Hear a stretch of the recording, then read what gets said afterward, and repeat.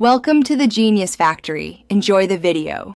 You start by opening Settings and going straight to Screen Time on iOS or Digital Wellbeing on Android. This activates tracking and control. Once there, enable the feature so the device records usage.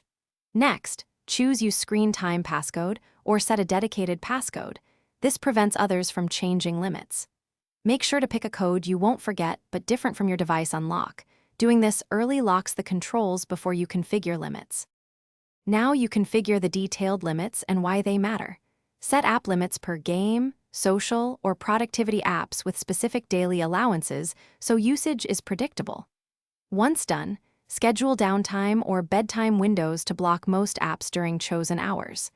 Make sure to enable content and privacy restrictions to lock installs, in-app purchases, and account changes.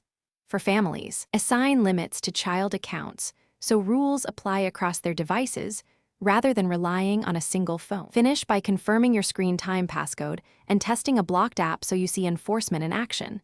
This verifies settings took effect. Once confirmed, make sure to sync via Family Sharing or Google Family Link so child devices inherit the rules.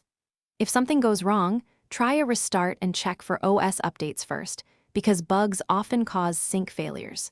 If you still can't change or apply settings, use the parent account to reset the passcode.